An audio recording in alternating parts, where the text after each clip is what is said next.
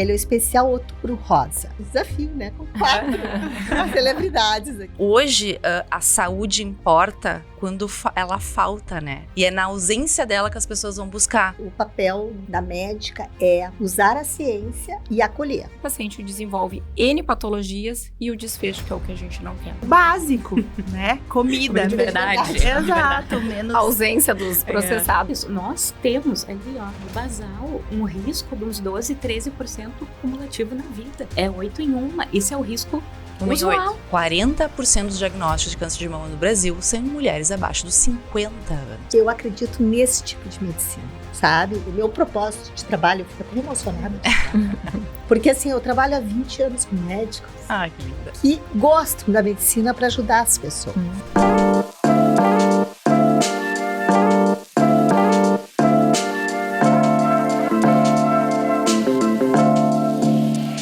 Olá, bem-vindos a mais um episódio do Mericast. Hoje é um Mericast muito especial. Ele é o especial Outubro Rosa. É um especial Outubro Rosa porque a gente precisa muito ter um momento para pensar na gente, no autocuidado. Então ele foi todo pensado para que a gente use esse mês para fazer os nossos exames, para cuidar da nossa prevenção, para a gente ter cada vez uma saúde melhor, poder viver mais plena como mulheres. Então eu convido muito vocês a assistirem esse episódio, que vai ser fantástico. Hoje ele é totalmente diferente. Hoje eu tenho 4 convidadas maravilhosas, que vão compartilhar um conhecimento muito importante pra gente, sabe? Um conhecimento de vida prática, de realidade, com conhecimento dentro da parte de prevenção, de doença, de futuro. Nós vamos compartilhar uma conversa muito legal aqui. Então, sejam muito bem-vindos. Os nossos patrocinadores que nos apoiam é a Suelen Sarmento, Marketing Digital para Médicos, a Medfin Contabilidade e o programa Bem Atender, que é um programa para jornada do paciente para as clínicas médicas. Gurias, sejam muito bem-vindas. Vou apresentar vocês. Obrigada pelo convite. Eu estou muito contente de vocês estarem aqui. A gente também. Nossa, estou muito contente, muito. Primeira vez que eu faço um podcast, um desafio, né? Com 4 celebridades aqui. Então, eu vou apresentar as minhas convidadas. A doutora Maria Cláudia, que é cardiologista. A Francine, que é uma nutricionista especializada em nutrologia oncológica. A doutora Marcele Moraes e a doutora Daniele Cousin, que é uma geneticista. A Marcele é mastologista. Então, a gente está com uma turma aqui que vai ter um universo para a gente falar sobre mulheres. Com né? certeza. Vai ser muito Diferentes visões, diferentes áreas. que todas se juntam, né? Isso aí. Exatamente. E se complementa, exatamente. A notícia maior, antes de mais nada, é que tem uma clínica nova que vocês criaram e que se chama Clínica Noga. É assim que se diz. É, Clínica Noga de Nogueira. Noga de Nogueira. Aham. Tu sabe que eu estava pesquisando em hebraico. Noga quer brilho. dizer brilhar, Aham. Ai, que legal. sabe? Refletir. E na astrologia, ela se refere ao planeta Vênus, que é o mais brilhante depois do Sol e da Lua. Eu achei tão lindo isso. Eu estava curiosa com o nome, sabe? Daí eu fui para a internet, né? Fui ver e disse, mas que coisa linda, né? Brilhar, refletir, sabe? Resplandecer, assim. Então, eu achei muito lindo, assim. Eu disse, eu vou ter que falar isso para as gurias. Mas agora vai complementar, porque o Noga vem de Nogueira, que tem toda uma simbologia, né? Marcele quer explicar? Posso explicar. A gente teve, assim, uma imersão, eu e a Maria, né, que nós somos as sócias da clínica, nós começamos essa ideia, e aí nós temos hoje a felicidade de ter 2 grandes amigas, não só grandes profissionais, que entraram nessa jornada com a gente. E quando a gente idealizou o nome, a gente tem uma pessoa que a gente chamou pra fazer isso, e eu e a Maria, a gente falava assim, tem que ter um significado, tem que fazer um sentido, a gente quer que as pessoas lembrem da gente por N motivos, mas pelo nome também. E a gente sabia da questão do brilho, ela até tinha trazido, né, ela fez toda uma imersão, o porquê do nome, e a Nogueira teve muito a ver, assim, com a nossa escolha, que foi muito clara, porque a Nogueira, no seu tronco, tem os anéis, né? Os anéis da vida, que vai marcando conforme o tempo vai passando. Que lindo. E a saúde também marca o nosso corpo, né? E essa questão do tempo, pra mim, pra Maria, era muito presente. A palavra tempo, assim, veio o tempo inteiro quando a gente fazia, veio o tempo inteiro quando a gente fazia essa imersão da busca do nome. Porque a gente falava assim, hoje a saúde importa quando ela falta, né? E é na ausência dela que as pessoas vão buscar. Quando não tem mais tempo, ou porque tá faltando tempo para se cuidar. Então é uma coisa que ficava o tempo inteiro, assim, nessa nossa imersão. A gente dizia, a gente quer fazer diferente, a gente quer tratar, mas a gente quer prevenir. A gente quer mudar um pouco essa trajetória, né? E aí as nossas áreas, assim, se juntaram, foi um alinhamento muito legal. E o nome brilhou. Então, e ele tem esse brilho mesmo do nome, do significado, mas do que trouxe, assim, essa estrutura toda que a gente tem hoje. E o tempo também como acompanhamento ao longo da vida daquela pessoa, né? Então, desde a prevenção, algum marco de doença e melhoria na questão do cuidado e de reabilitação, né? E isso tem muito a ver, né, gurias, com essa questão de nós mulheres. Total. O quanto a gente tem que dedicar tempo pra gente, né? Uhum. Às vezes, por uma questão de ser mãe, de ser esposa, de ser filha, de dar conta de todos os papéis, a gente esquece um pouquinho da gente. E o Outubro Rosa, ele tem muito isso, né? É um momento de reflexão. Parece meio clichê essa coisa, né? Ai, Outubro Rosa, depois vai ter o Novembro Azul. Mas que bom que determinaram meses para pensarem em determinadas doenças, e todos os meses têm sua cor, e todas as doenças hoje em dia praticamente têm, porque é um momento de a gente pensar assim, opa, passou um ano, eu não fiz o meu preventivo. Passa tão Exatamente. rápido, né? A gente não se dá conta, né? Exatamente. E A a gente gente não acaba se se conta. botando em segundo plano quando a gente faz isso, né? Eu tenho assim, uma opinião que a mulher ela tem um papel muito central, assim, dentro de casa e até na sociedade, assim. A gente que traz muito a questão da saúde para casa, a gente que cobra, a gente que lembra, a gente leva o filho no médico, a gente tem uma coisa mais feminina desse olhar. Só que quando tu tá imersa na vida real, né, em todas as nossas funções, tu te deixa depois, tu leva o filho no médico, mas tu não vai no médico, né? Aham. Só que pra gente cuidar dessas pessoas, a gente tem que estar bem, a nossa saúde tem que estar em dia, né? Então, realmente é um momento muito importante, assim, que a gente gosta de tocar as pessoas, delas entenderem a importância de ter saúde. Seja de ter saúde para ter qualidade de vida, quanto para estar saudável para enfrentar o que E vier. a gente só dá valor quando não tem, né? Exato. A ausência, né? Como a Marcele falou. Uhum. Isso é uma coisa que eu noto muito, né, Marcele? Até nas minhas consultas, assim, essa questão de não se colocar em primeiro lugar. Às vezes, mesmo quando a mulher vem para procurar um atendimento de genética, ela vem com uma situação: estou preocupada com a minha filha. Eu tive um câncer de mama, estou preocupada com a minha filha. Isso aumenta risco para os meus filhos? Bom, primeiro vamos cuidar de ti. Tem muita coisa para ser Que feita. loucura isso, Né? né? Até para que tu possa, né, botar a máscara, aquela história antes, né? Mas, assim, a gente vê muito isso, realmente, né? Uhum. Até às vezes, quando a mulher procura, ela tá com um pensamento, assim, né, de proteger os outros, assim. Então, é incrível, né? Então, é um mês realmente, assim, ó, Vamos importante parar na e vamos reflexão. pensar. Vamos pensar Exatamente. na nossa saúde, Na né? nossa saúde. É. Então, vamos começar, porque eu acho que nós temos 4 áreas separadas que se complementam muito Uhum. dentro da nossa saúde como mulher, né?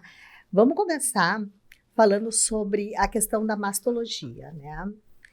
Do cuidado com a mama. Uhum.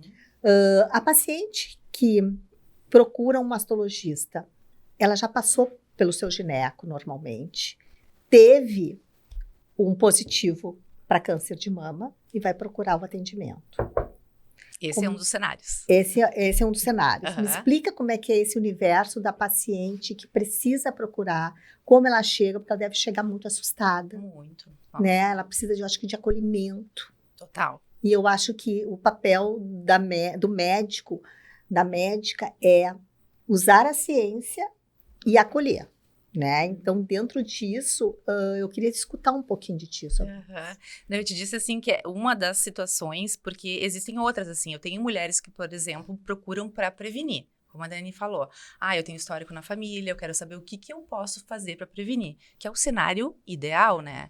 A mulher que faz a prevenção, e é isso que a gente fala muito da questão da mamografia anual, que todo ano tá se olhando, se tocando e fazendo exame, tem um impacto muito grande porque tu muda completamente a trajetória da doença e o desfecho, né?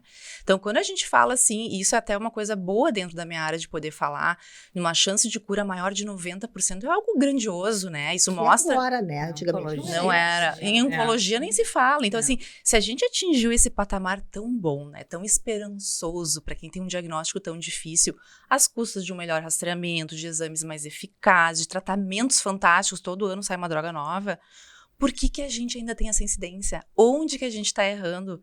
Onde a gente não está conseguindo comunicar e tocar as mulheres a fazerem os seus exames? Então, a gente tem que se questionar muito isso. Então, dentro do meu consultório, e agora com as gurias, então nem se fala. A prevenção, para mim, é um fator primordial. A prevenção começa com a Fran na nutrição, entendeu? A prevenção vem daquela família com histórico familiar para a Daniela avaliar o risco e fazer um teste genético. E é uma das coisas que eu fiquei muito feliz em trazer ali para dentro, porque a gente vai ter a coleta do teste dentro do consultório. Eu achei isso fantástico. Então a paciente vai estar ali já com tudo que ela precisa. Eu vou trazer para Maria quando ela for para minha cirurgia, o pós-químio, eu preciso da Maria para cuidar dela, entendeu? Então a gente tá muito juntas, muito unidas, e todas muito no mesmo propósito, né? Assim, desse cuidado integral. Então, esse é um dos cenários da prevenção. E eu tenho esse, que certamente é o mais delicado, né? Eu sempre falo que a mulher que recebe um diagnóstico de câncer de mama, ninguém está preparado para isso, né? E que por mais que eu faça isso, eu sou mastologista há 10 anos já de formação. Por mais que eu já tenha dado muitos diagnósticos ao longo da vida, nunca um diagnóstico chegou ao outro. Isso não é rotina, isso não é normal para mim, sabe? Eu acho que cada mulher...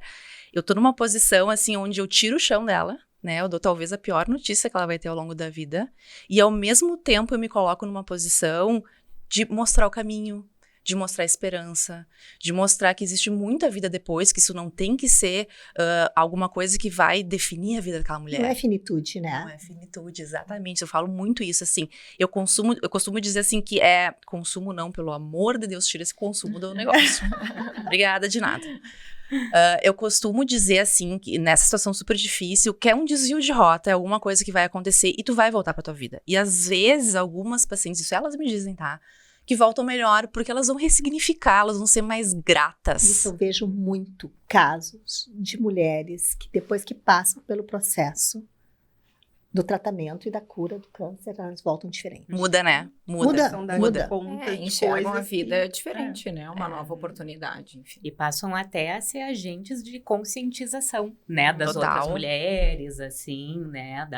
Fazer parte de institutos, fazer parte de toda essa questão de conscientização do entendimento de risco, né? Então, isso também é Total. sensacional, né? Algo que a gente vê bastante, né? Elas trazem, assim, pra roda de conversa, normalizam, né? Aquilo que É. tem que ser normal, gente, né? A gente tem tecnologia, tem tudo aí.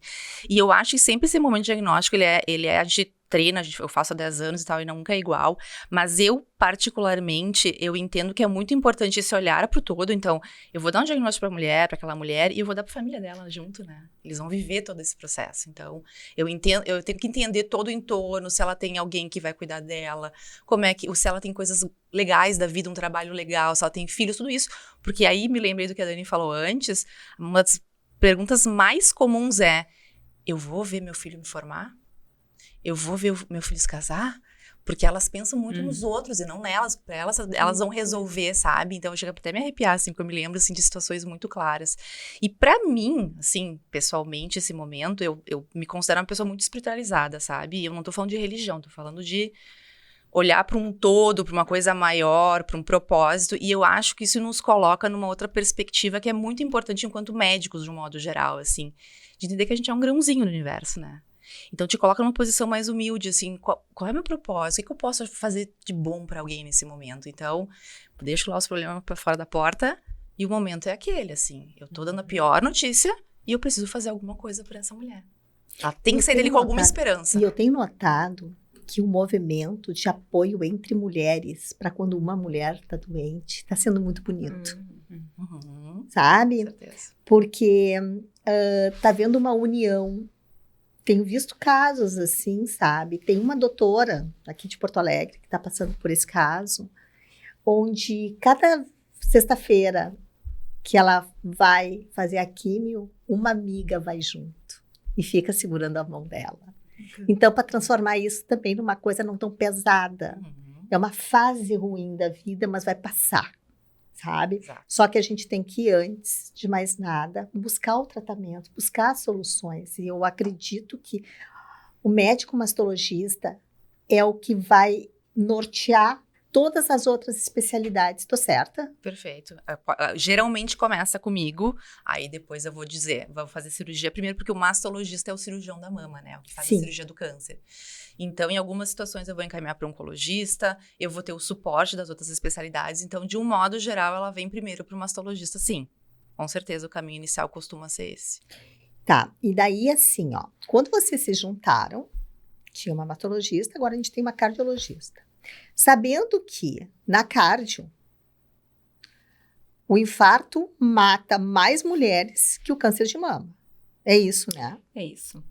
Me A- fala a- disso, porque doença- também é uma coisa que ninguém se dá conta. Né? Exato, então vou aproveitar o gancho, né, do Outubro Rosa, falando da campanha de conscientização, então, né, da neoplasia de mama, para pegar o gancho da doença cardiovascular, que é subdiagnosticada, subtratada, mas que mata as mulheres 2 vezes mais do que todos os cânceres juntos. Então, se falava muito pouco, se reconhecia muito pouco, né, as particularidades da doença cardiovascular na mulher. E de uns anos para cá, dentro da cardiologia, nós temos avançado bastante. Então, essas todas as coisas que a gente conversou, né, da mulher preocupada com ela e dos muitos papéis que ela desempenha, ela como mulher, ela como mãe, ela como liderança, trabalho, ela se coloca sempre em último plano. Né? Então, ela sempre consegue. E isso é um fator estressor e já reconhecido como um fator emergente da doença cardiovascular. Então, fator emocional, psicológico, que fica junto com a questão social. Então, as mulheres com nível social mais baixo, que às vezes não têm um suporte maior, às vezes elas são elas para a família inteira, para os filhos, né? Então, são as pessoas com maior fragilidade e vulnerabilidade, além das questões hormonais vinculadas à mulher, né, durante todo o seu contínuo da vida da mulher. Então, as quedas do estrogênio ali no período do climatério, o estrogênio é um fator protetor para nós.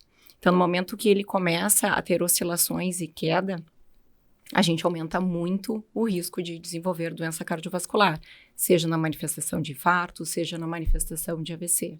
E todas as questões metabólicas que vêm vinculadas a ela.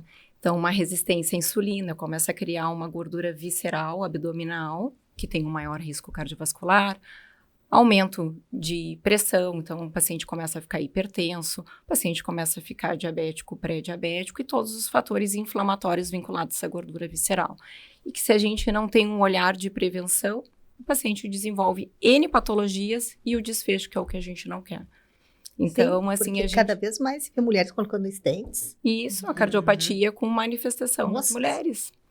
E que...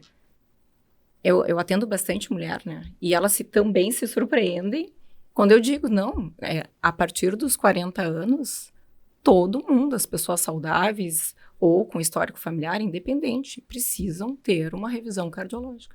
Anual. Anual, pelo menos. É que aí depende se a gente tem os fatores vinculados àquela pessoa, de comorbidades dela, antecedentes familiares, mas assim, todos ígidos, que não tem nenhuma doença e nenhum fator de risco. Pelo menos uma consulta anual.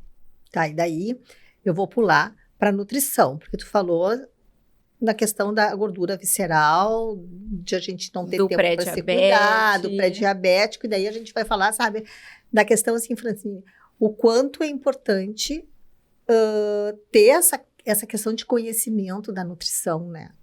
Exato. E sempre lembrando que a prevenção ainda é o melhor remédio, Sempre, né? E 30%, por exemplo, dos câncer, eles poderiam ser prevenidos com uma alimentação saudável. Comida normal, comida de casa. O básico, né? Comida. De verdade. Exato. Menos... A ausência dos processados e ultraprocessados, ou pelo menos a menor quantidade dentro da dieta, né? Exatamente. Então, são coisas simples, né? Atividade física também, por exemplo. Agora saiu um estudo muito grande mostrando a importância da atividade física. E uma coisa tão simples, é só tu colocar um calçado adequado e sair caminhar, né? Não precisa... Exige grandes investimentos.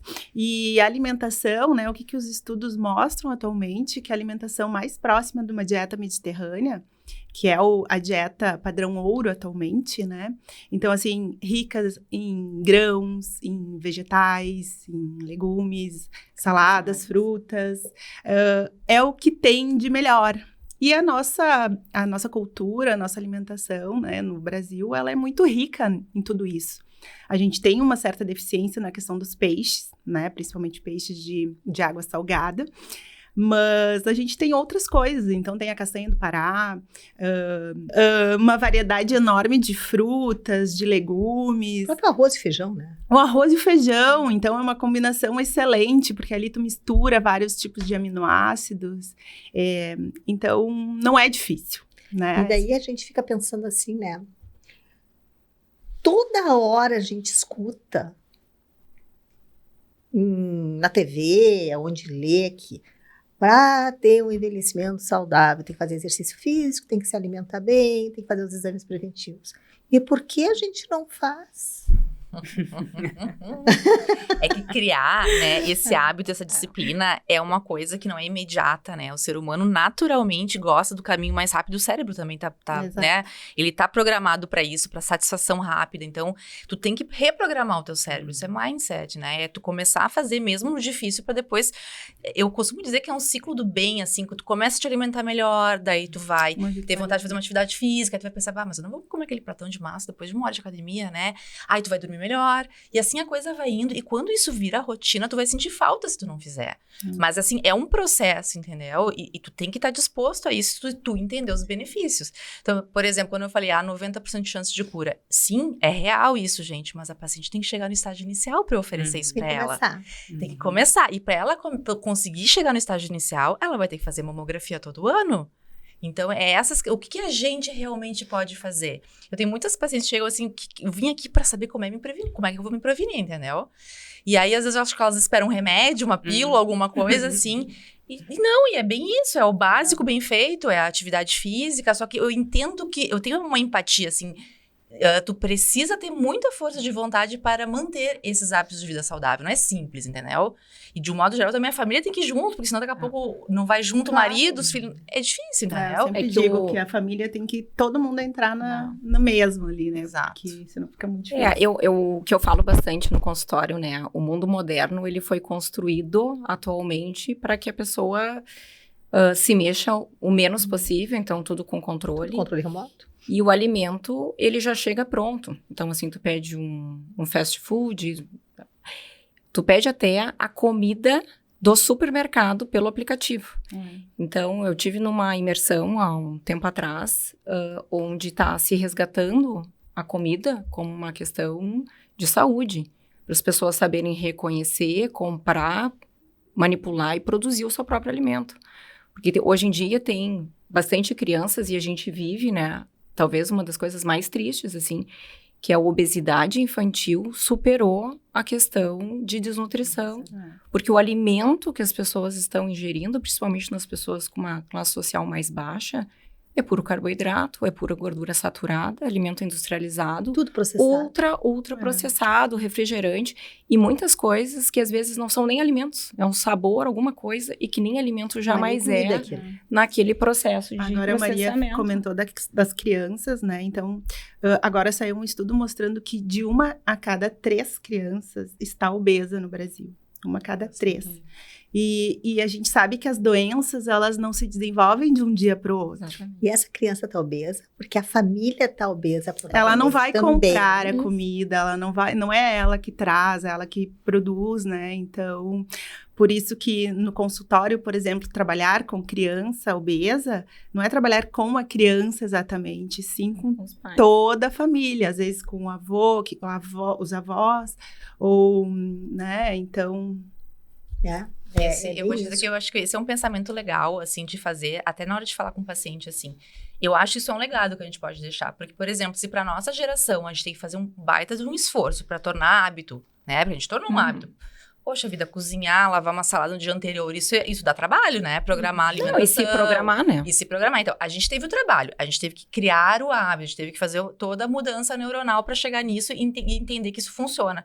Se a gente fizer isso sempre, os nossos filhos desde pequenos virem isso vai ser o normal pra eles. Maravilhoso. E eles não vão precisar fazer o esforço, isso vai ser simplesmente, vai acontecer, entendeu? Porque é o exemplo, o melhor tipo de educação que existe é pelo exemplo, entendeu? Então eu acho que isso é legado, assim, se a gente se preocupa tanto, né, com os filhos, nossos pacientes também, eu acho que isso é uma forma excelente de educar. E eu acho que já também desde a gravidez, né? Porque, na verdade, as doenças em si, elas já começam lá dentro Começam lá. Então, antes do nascimento. né? Então, E a gente também tem que pensar na questão assim, ó. Voltando para a questão do nosso Outubro Rosa e da paciente oncológica, né? O paciente chegou com o diagnóstico, passou pela mastologista.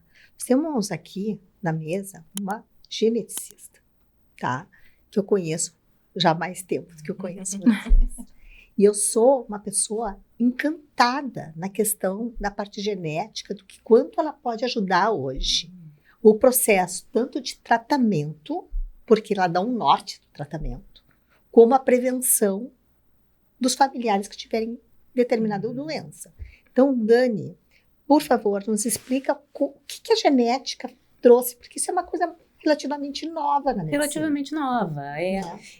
Hoje, Mary, assim, é exatamente isso que tu falou. A genética, ela tá de uma maneira, né, incluída, entrelaçada em toda a questão oncológica, e não só questão oncológica, na questão cardiológica, na questão nutricional, né, com alguns cuidados, mas, assim, ela tá em todas as áreas da medicina, praticamente, né? Na oncologia, hoje é imprescindível, a gente trabalha em equipe, né? A gente não tem como dissociar uma coisa, é impossível. A Marcele vai fazer uma boa estratificação de risco sem talvez ter, né, uma avaliação genética, difícil. Vai identificar quais pacientes precisam, às vezes, mudar o tipo de cirurgia, passa por uma avaliação genética. Tá, isso que eu queria entender.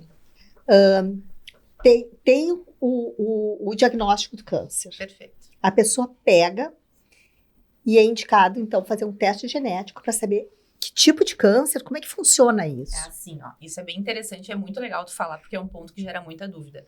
Que é um dos motivos, talvez, até porque as mulheres não fazem mamografia, porque elas pensam assim, bah, na minha família não teve ninguém com câncer de mama, então eu não tenho risco. Não, só um pouquinho, ao contrário. 80% das mulheres que têm câncer de mama não tem uma questão genética, não é hereditário. A gente vai encontrar lá a mutação que causou o câncer naquela família, naquela mulher, em 5 a 10% tu vai identificar. Claro que daí quando tu identifica, né, Dani, muda tudo. Vai mudar a minha cirurgia, pode mudar o tratamento, vai mudar que eu vou dar possibilidade para aqueles familiares, no momento adequado, realizarem uma cirurgia redutora de risco para não terem o tumor. Olha que fantástico isso, que é a história da Angelina Jolie, né, que veio à tona. Eu me lembro. Famosíssima. A gente já conversou sobre isso. O caso da Angelina Jolie foi emblemático, porque Exato. ela fez a mudança, né, de paradigma. Fez total, porque ela trouxe à tona essa conversa. Total, que ela tirou mama, tirou útero, tirou ovários, né, depois. Isso que a Marcele falou, tá, já puxando essa questão, é muito importante, assim, até quando a gente pensa em educação, quando a gente pensa em entendimento de risco de câncer, né? Eu atendo muita paciente sem câncer, né? Vem muita paciente sem câncer para entender e estimar risco, né? Às vezes por uma questão de histórico familiar, às vezes porque está investigando alguma lesão suspeita que não se confirmou. Mas tu entender que assim, Outubro Rosa tem que fazer mamografia, por quê? Calma, da onde isso saiu? É só se eu tenho história familiar? Não, não é. Por quê? Porque se eu vou olhar para a maioria das mulheres, nós temos ali, ó, no basal, um risco de uns 12, 13% cumulativo na vida. É 8 em 1. Esse é o risco usual. 1 em 8. Esse é o risco usual. Tem mulheres que têm risco de 50%, de 70%, de 80% para câncer de mama. Mas o risco da maioria das mulheres já é bastante significativo, né? Então, ter esse entendimento que o risco é um contínuo, não tem ninguém 0, não tem ninguém 100, né? Isso já faz parte de toda a consulta de aconselhamento genético. E o teste genético para mulheres sem câncer, ele entra como uma estratificação de risco. Ele entra também como entendimento desse risco, onde ela se situa num patamar, porque aí o que a Marcele vai fazer em termos de rastreio pode modificar radicalmente. Total. Até, né? Frequência de exames, tipo de exames, preciso de uma ressonância, é 6 em 6 meses, é 1 ano, ou é uma Angelina Jolie que eu vou discutir, né, uma cirurgia redutora de risco. Então, o teste genético antes do câncer, que é o nosso cenário ideal, né, na paciente ígida, que é onde eu vou ter mais benefício, que é onde eu vou ter até mais custo, efetividade. E o teste genético não é só para problemas oncológicos, ele previne também, mas ele estratifica também o caso de uma predisposição para uma doença cardíaca. Isso, tem doenças cardíacas A gente familiares hereditárias. Dentro da cardiologia, a gente tem pelo menos 3 utilidades do teste, né? As dislipidemias familiares, que é a alteração do colesterol, que é uma das doenças mais prevalentes, né, da população, junto com a hipertensão. Nós temos dentro da investigação das arritmias, e aí a gente coloca junto ali, associa como uma informação, né, para familiares. Então, quem teve alteração ou não, ou predisposição, até para colocar um CDI, que é o cardiodesfibrilador implantável, né? E para as cardiomiopatias, então, aqueles pacientes que têm insuficiência cardíaca ou miohipertrófica, esses testes, eles são fundamentais. Salva a vida. Mas o que eu sempre digo, né, só para a gente botar um parênteses, assim, do teste genético, o teste genético, ele é um super carro, como se fosse uma Ferrari, mas ele tem que ter um bom motorista, porque a informação que ele está ali precisa ter um aconselhamento. Então, tem que ser entendido dentro daquele paciente, com os riscos familiares, com as questões epigenéticas que são ambientais, e não o teste, só o resultado. Então, o aconselhamento da Dani é fundamental. Tem que ter a interpretação do teste. Exato, Não exato. adianta um leigo Fundamental. Querer fazer teste para teste, tudo, pegar um resultado, pegar o resultado e como se o resultado fosse curar. ele tem que ser Loucura. interpretado com aconselhamento. Então, deixando bem claro. E aproveitando isso, Maria Cláudia, assim, hoje a gente tá numa época, nos Estados Unidos isso já acontece há muito tempo, agora aqui tá acontecendo muito, que é o que a gente chama dos DTCs, que são os testes direto ao consumidor. Que é um teste que a pessoa compra, uma propaganda de Instagram, vai ali comprar, que promete isso e aquilo. Não é um teste que tecnicamente ele serve como um teste médico. E ele é assim, né, propagandeado. Porque então ele traz é um um teste risco que, para absurdo. fazer ele é muito simples, né? Ele Pode muitas ser, vezes uma é da saliva. saliva. Mas É um o que cotonete. Mas a gente interpretação analisa é fundamental. completamente diferente de um teste que é vendido assim no Instagram, que não olha nem o gene inteiro, às vezes nem o gene de interesse. Não, e a interpretação enganar, correta sim. daquele resultado naquele Exato. cenário, né? Não é um teste médico, isso é bem importante de ficar claro. É legal de falar isso. Porque alguns foram feitos para populações diferentes, né? Também então, não tem pode isso. ser comparado. A nossa população brasileira tem variantes genéticas diferentes do que a Isso. gente tem em banco de dados de europeu. E isso eu queria perguntar. Tem raça mais prevalente de tendência a câncer de mama, por exemplo? A câncer de mama. Então, assim, ó, o que sabe de câncer de mama? Que, por exemplo, os judeus ashkenazi, que tem lá uma mutação muito específica, que tem essa questão, assim, que se tu tem uma descendência judaica dessa população que teve uma mutação fundadora, tu tem uma indicação de fazer o teste genético e tu tem um risco maior do que a população, tá? Mas, de um modo geral, afeta mulheres, e aqui a gente tem, eu acho que é um dado bem interessante, né? A prevalência da doença, que é o que a Dani falou. 40% dos diagnósticos de câncer de mama no Brasil são em mulheres abaixo dos 50 anos. São muito jovens. E aí que entra essa questão, assim, como é que eu vou rastrear? Eu, mastologista, me perguntou quando a paciente chega no consultório. Eu preciso estratificar risco. Bom, eu tô diante daquela mulher de baixo risco que pode fazer uma mamo anual e tá tudo bem. Ou eu vejo histórico familiar, eu vejo outras situações de risco e eu coloco ela num outro patamar de alto risco, peço teste genético, faço eventualmente uma cirurgia redutora de risco, faço exames a cada 6 meses, incluo ressonância. São 2 cenários completamente diferentes. Eu não posso cuidar delas igual, entendeu? Exato. E agora quando tu fala assim, ó, com menos de 50 anos, é uma mulher muito moça. Muito. Antigamente, eu não sei, como leiga, pergunto, tá? Antigamente, a gente tinha a impressão que câncer de mama dava prevalentemente em mulheres acima de 50 anos. Essa é a Agora história tu traz uma informação de que não. do nosso cenário, mas essa é a importância que se conseguiu agora 2 semanas atrás, que o Ministério da Saúde aprovasse a mamografia no SUS para as mulheres acima de 40, que antes era acima de 50 só. Por quê? Porque esse é o nosso cenário, desculpa, volta. Este é o nosso cenário. Então, a gente tem que tratar as nossas mulheres conforme a prevalência da doença aqui, né? Os nossos dados, a nossa situação. E vou te dar um dado pior, então. Das mulheres que têm câncer de mama, 17% aqui no Brasil é abaixo dos 40. Mundialmente é 7%, nós é 17%. Que loucura!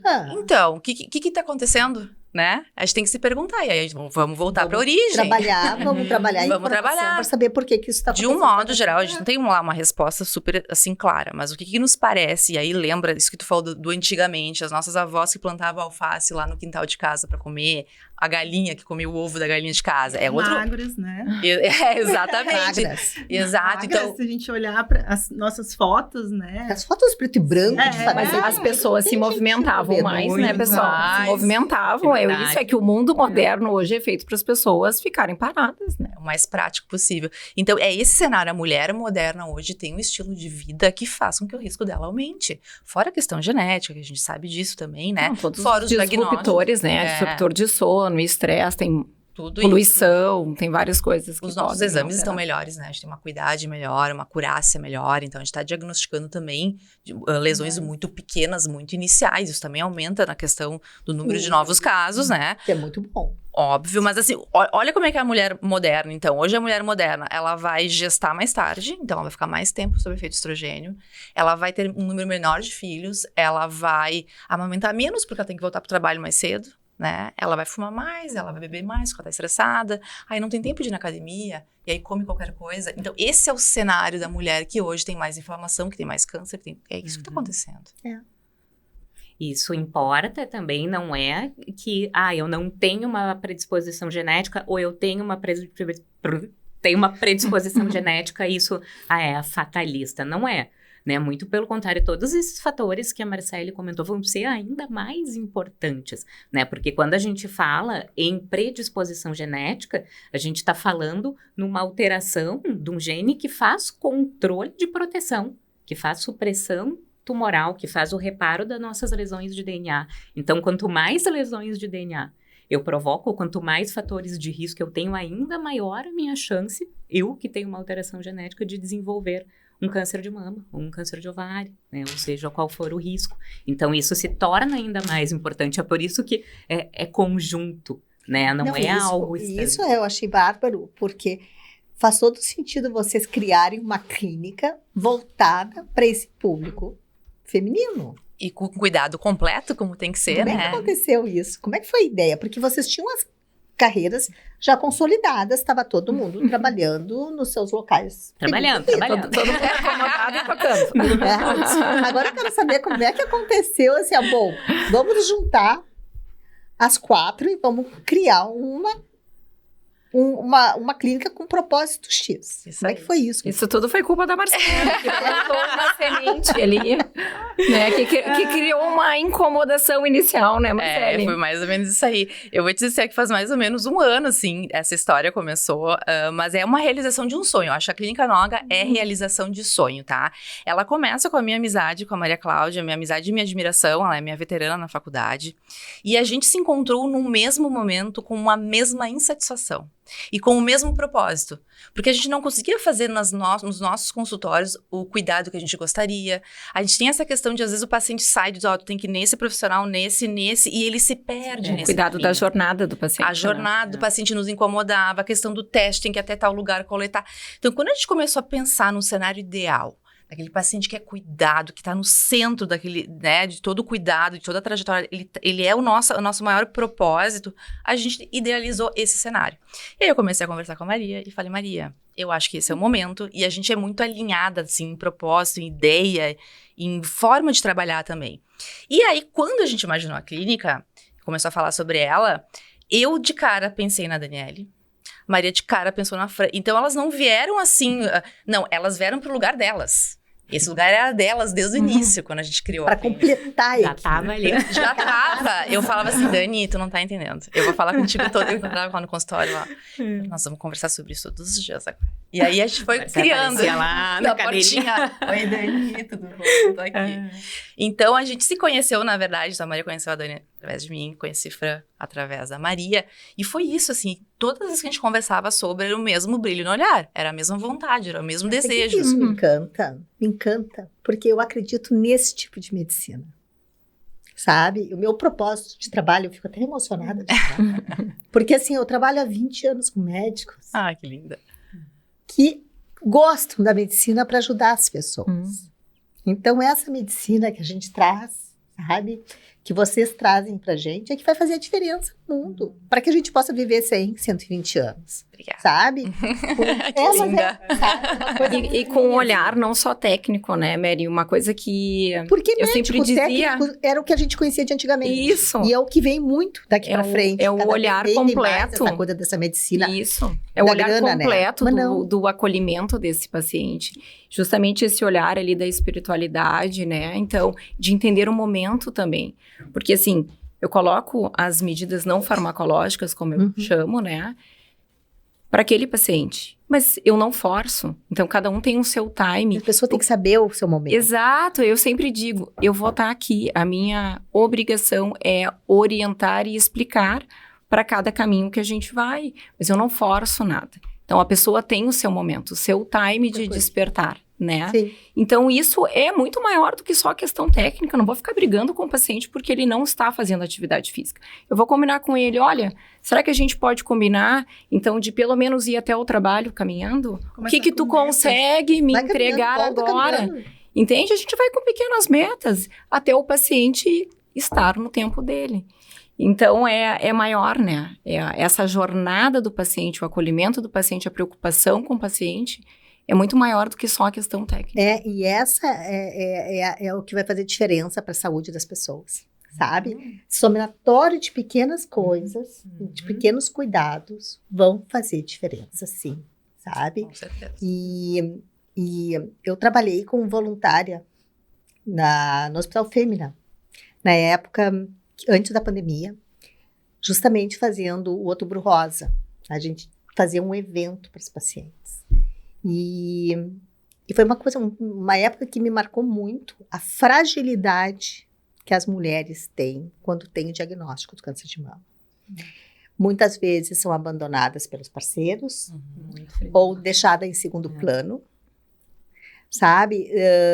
Sofrem, dependendo do nível de informação, com a falta de informação, sabe? Então, eu queria escutar de vocês também como é que é o acolhimento, como é que é o perfil, como é que é a rede de apoio que essas mulheres, que de repente, estão nos escutando, ou pacientes que estão sendo tratadas por vocês, têm que conduzir esse momento, porque isso é uma coisa muito importante também. Com certeza. A gente tem que ter essa empatia, né? A gente tem que olhar, por isso que eu falo assim, do olhar o todo, assim, e de olhar quem é que tá ali atrás daquela mulher, né? Quem é que acolhe ela, quem é que é o braço direito, quem é que vai estar junto com ela naquela jornada, além da gente, porque eu sempre falo isso, a gente vai juntas nessa, e a gente vai conforme tu conseguir ir. Por isso que eu falo assim, se tu pegar 5 pacientes minhas que trataram câncer de mama, nunca um tratamento vai ser igual ao outro, nunca. Mesmo que seja a mesma doença. Não só porque hoje a gente entrega um tratamento muito personalizado para cada subtipo de câncer de mama. Não, é porque tem outras coisas que vêm por trás disso. A gente tem que olhar para o paciente como um todo. E esse todo entra também nessas questões, assim, na minha consulta, eu falo de todas essas prevenções, entendeu? Eu não falo só de mastologia, eu não falo só do câncer. E durante o tratamento, a nutrição é fundamental. Nossa, muito. Como é que funciona isso, por exemplo? Ela está no processo daí, vamos supor assim, já fez a cirurgia e foi para o oncologista, então agora ela está em tratamento fazendo a químio, por exemplo. Como é que é a nutrição dessa paciente? O que ela sente? O que precisa ter atenção nisso? Assim, a melhor ideia, né, o mundo ideal seria que assim que tivesse o diagnóstico, já começasse com acompanhamento nutricional. Porque existem várias estratégias nutricionais para a gente trabalhar em cada fase do tratamento. Então, por exemplo, antes da cirurgia, a gente pode fazer todo um preparo imunológico para ter menos complicações, uma melhor cicatrização, ficar menos tempo hospitalizada. Durante a quimioterapia, então, reduzir os efeitos colaterais, né? Existem formas da gente reduzir náusea, vômitos, ajustar a alimentação, caso tenha mucosite, boca seca, né? Que é a xerostomia, que são os efeitos colaterais que muitas vezes acabam pausando o tratamento, né? Ou a própria desnutrição, o paciente não consegue comer, e aí não está bem orientado, ou hoje em dia tem muito, né? A internet acho que veio muito para nos ajudar, mas também tem muitas fake news. E aí já vem muitas restrições alimentares que eles colocam lá, mostrando alguns estudos que ainda são muito recentes, em ratos, que não foram ainda colocados. Isso é um problema, né? Porque a internet, às vezes, mais atrapalha a do que ajuda. extrapolação da informação e aquilo chega, assim, como uma verdade absoluta, né? Absoluta, que elas já chegam assim. Então, muitas vezes já chegam desnutridas, né? Então, já atendi pacientes que já chegam com 10 quilos a menos, justamente porque começam a restringir muito, retiram glúten, lactose, carboidratos, carnes. Então, tem que ter esse cuidado, né? Porque, e pensando também na própria qualidade de vida. E até para depois ter toda essa prevenção das recidivas, né? Então, cada fase a gente trabalha de uma forma. Isso é incrível, né? Porque o resultado não adianta. Eu sempre imagino assim, pô, o corpo da gente é uma orquestra. Se a coisa não estiver funcionando direitinho, vai desafinar e vai dar bobagem, né? E outra coisa, né? A alimentação é uma forma de prazer. Então, muitas vezes, a paciente já está fragilizada, né? Aí, o familiar está ali muito ansioso, vê lá na internet que o açúcar alimenta o câncer, e aí corta todos os tipos de carboidratos da familiar, da mãe, Daí o prazer de comer uma sobremesa, assim, exato. Dar então, um alívio cheio de restrição, coitada. Eu já tive casos, assim, da paciente chorar na minha frente porque ela só tinha vontade de comer 2 quadradinhos de chocolate depois do almoço. E a filha do lado, não, porque ela não pode, porque aquilo ali vai aumentar as células do câncer. Então, assim, não é bem assim. Claro que quanto mais a gente puder ter uma alimentação equilibrada, saudável, melhor, mas não vai ser aqueles 2 quadradinhos de chocolate que vai fazer a diferença. Que vai mudar o prognóstico. Mas é a dor da filha da paciente, né? É a dor dela que tá aí conversando, não é? Ela que não quer perder a mãe, então ela quer fazer tudo e qualquer coisa. E aí que entrou a fake news que tu fala, entendeu? E daí tu lê aquelas coisas e vê como verdade absoluta. Exatamente. E um dos motivos, às vezes, que as mulheres não fazem mamografia, porque acho que é, né, uma das fake news. A mamografia tem uma... Voltou de novo. Vamos lá. Um dos motivos que as mulheres não fazem a mamografia é em função da radiação do exame, né? Que dizem que vai causar um câncer. Sim. Então, é uma das maiores e mais antigas fake news. E tem médico falando sobre isso. Eu escutei de uma paciente de 42 anos que ela nunca fez mamografia porque falaram pra ela que dói. Então, são as coisas que vão se criando, entendeu? E aí tu tá perdendo uma oportunidade, né? A gente tem uma doença que não é que a gente desconhece muito, pelo contrário, a gente conhece bem, a gente consegue tratar, a gente consegue curar, mas o paciente precisa chegar em mim numa situação em que eu possa oferecer tudo isso pra ele, né? Então, essa é a parte que cada um pode fazer por si, né? Com informação de qualidade, né? E outra coisa que eu acho que entra, assim, que é o medo, né? Eu acho que o medo paralisa muita gente, assim. Então, assim, o medo do perder o cabelo é óbvio. Gente, isso é importante. Não tem como não olhar pra vaidade da mulher, porque não basta tu ter um diagnóstico super difícil. Tudo que tá acontecendo, às vezes elas perdem o emprego, sabe? Às vezes o companheiro deixa ela, e ainda ela fica lá sem cabelo, não se sentindo bem. Tu tem que levar isso em consideração. Então, hoje tem a questão da crioterapia, da touca, né? Então, a gente tem outras coisas, medicações para não ter náusea e vômito, funcionam hoje muito melhor. Então, a gente tá conseguindo entregar. Atividade física pode fazer durante o tratamento, inclusive deve, né, Maria? Deve. Inclusive deve. Simuladora. Pela cardioproteção. Então, a gente conseguiu hoje, as mulheres, vou dizer, a maioria das minhas pacientes, seguem trabalhando enquanto fazem seu tratamento, né? Segue a vida. Uma coisa que tu comentasse agora, que eu queria perguntar para a Maria Cláudia, durante o tratamento quimioterápico, tem aumento de risco de alguma doença cardiovascular? Tem. Funciona isso? Então, a gente tem as questões de cardiotoxicidade vinculadas às medicações ou à própria radioterapia. A radioterapia, hoje em dia, ela é bem localizada, mas falando em cenário de mama, se pegar, por exemplo, a mama esquerda vai em cima, né, da região ali cardiovascular, válvula, vasos, enfim, e pode sim ter um processo de envelhecimento, de enrijecimento desses vasos, e que daí, do ponto de vista de radioterapia, realmente tem que ser o mais preciso possível. E de termos das medicações, a gente tem cardiotoxicidade direta das medicações, e que, obviamente, hoje em dia se discute muito, né, de forma multidisciplinar, doses, tratamentos, conforme também os fatores de risco daquela mulher. Então, os fatores de risco inerente à doença cardiovascular, porque a cardiotoxicidade não é só deixar o coração fraco.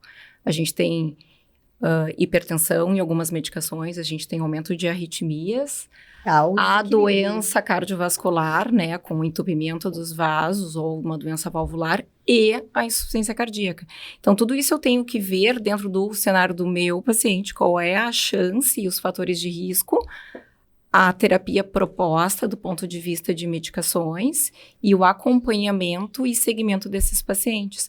Então, hoje em dia, por exemplo, se é uma medicação que eu sei que pode deixar o coração mais fraco, existem as doses, obviamente, né, que são calculadas, mas a gente tem protocolos que seguem 3 meses depois, 6 meses depois, a gente já faz alguns exames, um ecocardiograma, que a gente já consegue fazer num modelo que ele nos mostra, que é o padrão de Strain, antes da gente ter a redução da força. Então, a gente consegue monitorar e, de repente, ver uma via alternativa ou até uma dose alternativa para aquela paciente. Então, essa interação cardio-oncológica que a gente chama é fundamental. Que incrível, né? Como as coisas... Tu vê, Maria, como é complexo, por isso, né? Mas é que tá junto. Né? Mas não tem coincidência nessa vida. Não sei, é propósito, tô falando. Eu queria perguntar mais uma coisa para vocês. Como é que vocês ficam no final do dia, quando vocês têm que dar notícia, principalmente vocês duas que dão o diagnóstico, né, para o paciente, uma notícia que ele não quer, nunca vai querer, essa mulher nunca vai querer escutar que ela tem câncer no nível X lá, sei lá, né? Como é que funciona isso na cabeça de vocês no final do dia? Eu tenho uma história, assim, que a minha avó materna teve câncer de mama, tá? E é uma história muito viva, assim, na minha cabeça. Eu me lembro muito da minha mãe chegando em casa, chorando, contando que a minha avó estava com câncer de mama. Mas a minha vivência pessoal, ela foi muito, um desfecho muito favorável, porque a minha avó viveu até os 98 anos e morreu de outra coisa. Então, ela teve o câncer não mudou a trajetória de vida da minha avó. Então, a minha vivência é muito positiva. E muitos de nós, eu até ouso dizer que todos nós conhecemos alguém que teve câncer de mama. Então, assim, é uma vivência muito próxima. Então, como eu venho dessa vivência positiva, eu tenho um olhar positivo para a doença. E o meu papel é não só dar o diagnóstico, mas estender a mão e mostrar o caminho. E como eu tenho entendo que também é meu papel ter o conhecimento técnico, né? Que a gente fala muito isso entre nós, assim, a importância da gente trazer dados e orientar o paciente baseado em evidência científica, né? Como eu tenho esse é o meu papel, é levar ele para o melhor tratamento possível, é ter o melhor desfecho possível, é entender o contexto inteiro e estar junto do lado dele.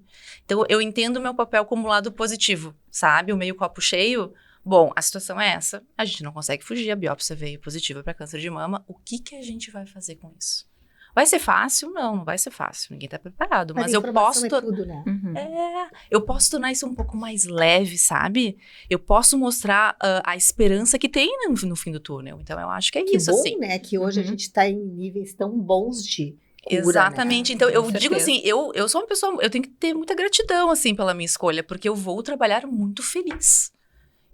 Talvez eu esteja dando a chance daquela mulher de diagnóstico de conseguir olhar com um pouquinho mais de tranquilidade. Eu já fico feliz, sabe? Que ela vai voltar para casa e vai ressignificar algumas coisas e vai sair dessa bem, assim, esse é meu propósito. Então, não é um olhar pesado, sabe? É um olhar muito consciente, muito crítico, muito técnico, mas quando ele é o todo, assim, eu acho que traz uma leveza. Né? Eu acho que é isso. Que a questão aí é a esperança, é a gente mostrar que tem sim condição de fazer um tratamento consciente, que não vai ser fácil, também não dá para dourar a pílula, como se diz, né? Não vai ser fácil, vai ter momentos, né, de desafios, mas que o prognóstico sempre vai ser melhor do que se não tivesse procurado o exame. Tem gente que diz, por que quem procura acha? Pô, que bom que a gente acha, né? Quem procura cura, né? Exatamente. Quem procura cura, né? Exatamente. E eu concordo muito, eu tô em total consonância com a Marcele, e também, assim, de reconhecer o privilégio, né, da gente poder atuar num cenário onde a gente tem a oportunidade de oferecer todos os recursos disponíveis, né? Porque, infelizmente, esse não é o cenário da maioria das nossas pacientes no Brasil, né? Mas ter todo esse acesso à informação, né? Eu também vejo o meu papel assim, ninguém, claro, quer receber um diagnóstico de predisposição a câncer, mas é uma oportunidade de prevenção para paciente, é uma oportunidade de prevenção para a família. É um privilégio. É um privilégio. É ainda um privilégio. É um né? privilégio. Esperamos poder aumentar esse Sabe? acesso, né? E eu acho também importante a gente ter uma certa empatia por exemplo, a mulher que não quer fazer o teste porque eu não quero saber. Uhum. Tudo bem, é um direito É dela. uma opção. É uma opção. Eu também tenho que acolher essa mulher e respeitar essa mulher, sabe? E também, por exemplo, eu conto histórias de pacientes minhas incríveis, assim, paciente que virou maratonista depois, paciente que foi caminhar 21 quilômetros durante a quimio pra agradecer. Enfim, eu tenho várias histórias de mulheres incríveis que passaram por mim, que são exemplos, assim, que me tocam muito. Mas tu também pode não ser essa mulher. Tu pode ser aquela mulher, poxa, que teve um câncer, que foi difícil, que teve que ficar em casa e tá tudo bem. Uhum. Sabe? A gente tem que acolher cada um na sua porque não forma. precisa ser super, né? Não. Não, e cada paciente tem seu time, né? E assim, tu não E precisa reage de ficar uma brigando com o paciente. Tu tem que entender o tempo daquele paciente e acolher e dizer que tu estás ali, né? porque Orientando às e cuidando, independente Sem do se caminho. comparar, né? Claro, Sem se comparar. lógico. É porque às vezes a gente quer criar modelos ideais, né? Na maternidade acontece muito de mulheres, depois de ganhar bebê, né? Tem aquele período de puerpério e entra em depressão. E parece que tem alguma coisa errada. Não, mas faz parte. Uma parcela X de mulheres vai passar por isso, sim. Né? Daí todo mundo tem. Daí a equipe que atende vai acolher e tentar, o mais rápido possível, tirar ela daquele momento. Exato. Mesma coisa aquela paciente mais depressiva, que ela não vai achar tudo de bom, porque agora eu vou fazer o tratamento e vou ficar super bem. Ninguém sai feliz, né? Eu acho que é a questão da gente poder, assim, ó, é informação. Até para paciente fazer uma decisão informada, né? Olha, isso aqui existe, né? A gente pode navegar por aqui, a gente pode navegar. Estamos aqui para auxiliar. Né, a consulta genética, né, a gente faz uma consulta de aconselhamento genético, não é? A paciente não vem para fazer o teste, né? Vem para receber todas as informações, ver se tem indicação e no final a gente chega a uma decisão juntas, né? Até porque não é um teste, né, que a gente pode, vou botar ali hemograma, glicemia, triglicerídeos, painel genético. Não é assim, né? Isso vai ter impacto em todo o tratamento da paciente, vai ter impacto em risco familiar e é uma informação que realmente, assim, extrapola, né, a vida da E paciente. vocês têm esse exame dentro da clínica? Dentro da clínica, a Dentro gente tem da uma clínica, sala dentro da dedicada a clínica. isso, para coleta dessa A parte de oncologia, de cardiologia, Cardio, e a gente é. também tem a materno-infantil. Uhum. Isso é incrível. Isso é muito legal. Ai, gurias, eu tô muito feliz por vocês estarem aqui. É, a gente Nós também. Esse vídeo tá terminando. Ah, Ficaríamos horas Mas- falando. Ah, Esse tava ia ficar ótimo. muito tempo falando com vocês. Papo sobre tem, isso. né? Papo sim. Muito. Tá 5 mulheres, imagina se não vai ter papo, né? E o quanto é importante grupos, né, de profissionais qualificados se juntarem para fazer aquilo que eu disse aquela hora, sabe? Uma medicina com valor, com propósito, né? Com propósito de ajudar o próximo. Isso aí é lindo, sabe? Então vocês estão de parabéns. Tá? Muito obrigada. A clínica é super nova, pelo que eu sei. Tem um mês, mesmo Não porque... Nem tem um Nem mês tem ainda. mês ainda. Não, Agora foi dia primeiro, foi agora dia 1º de outubro. Olha só que máximo, né? É muito novinha. E tem um propósito assim, tão bonito, né? De poder dar esse acolhimento e essa condução, porque eu acho que o mais importante é ter alguém que pegue essa paciente pela mão e diga, vamos por aqui, não vamos por aqui, vamos consertar ali. Isso aí só quando tem uma equipe junto. E vamos juntas, né? Então, é pegar a mão da paciente, independente do caminho, nós estamos juntas. Então, isso eu falo muito para os meus pacientes entram e dificilmente recebem alta, porque ou eles ficam com prevenção ao longo da vida, alguma questão de saúde, e que eu acabo fazendo parte dessa jornada, e mesmo até lá na terminalidade, né? Independente do cenário, a gente vai junto, né? Então, isso é importante, assim, e com significado para aquela pessoa, para aquela família, né? Então, são vínculos que se estabelecem com os pacientes, né? Que vão além da questão da doença. E a nutrição, né, Francine, ela tem que acompanhar a vida toda, né? E nesse todo o processo bem complexo, né, da paciente, mesmo depois da cura, como ela tem que conduzir essa vida? Como é que tem que ser essa mudança, sabe, de hábitos? Ou como é que funciona isso para as suas pacientes? Aí eu sempre falo, né, comece aos poucos, mas comece, né? A alimentação, ela não precisa ser perfeita, mas constante, né? Então, por exemplo, seguir um padrão, né, digamos, ideal, vão ter exceções, as exceções fazem parte da nossa vida, mas o mais importante é tentar focar no mais saudável possível, né? Manter uma alimentação e uma atividade física, né? Moderada, enfim, no mínimo 3 vezes por semana, que as recomendações, elas estão aí de mais ou menos 150 minutos por semana. Dormir bem, né? Porque a gente sabe que é durante a noite que tem a produção de muitos hormônios, principalmente ligados aí ao bem-estar, à saciedade. Então, principalmente isso. Que coisa boa saber tudo isso. É muito bom. Mas, gente, a gente está terminando esse episódio. Antes de mais nada, eu tenho que dar um presente. Todas vão receber, tá? Mas esse é para a Daniele. Muito obrigada. Que é um presente da Suelen Sarmento. Ai, que legal. Tá? Uhum. É um presente de lembrança de vocês terem vindo nesse programa aqui. Ai, que Fico legal. Muito obrigada. Muito contente. Agradecemos muito. Sejam bem-vindas, vamos fazer outros, tá? Vamos. Vamos conversar sobre outros temas, porque eu acho que isso enriquece muito, sabe? E trazer informação de qualidade, cada vez mais a gente tem que trazer para que as pessoas possam se cuidar. Sem dúvida. Com certeza. Obrigada. Então, obrigada. De coração. Obrigada pela Foi muito bom. oportunidade. Pessoal, estamos terminando mais um episódio do Mericast. Hoje foi um especial do Outubro Rosa, com essa equipe maravilhosa da Clínica Noga. E eu quero agradecer aos patrocinadores, que é a Suelen Sarmento, Marketing Médico, a Medfin, que é uma empresa de contabilidade para clínicas médicas, e ao Programa Bem Atender. Eu até vou deixar também com vocês o folder do Programa Bem Atender. Esse Programa Bem Atender é meu e da Patrícia Ribeiro. A gente treina equipes para a jornada do paciente. Então, isso é uma coisa que a gente adora fazer, porque a gente sabe que não adianta ter todo o marketing e na hora do paciente entrar em contato com a clínica, perder o paciente porque não teve as informações, porque o processo não estava legal. Então, isso aí é um Fantástico. trabalho muito legal que a gente faz e a gente queria compartilhar com vocês. Ai, Gurias, obrigada. muito obrigada, pessoal. Muito obrigada. Sigam aqui o canal no YouTube, se inscrevam nesse canal e sigam os Instagrams que vão estar aqui embaixo. Um abraço para vocês e até a próxima.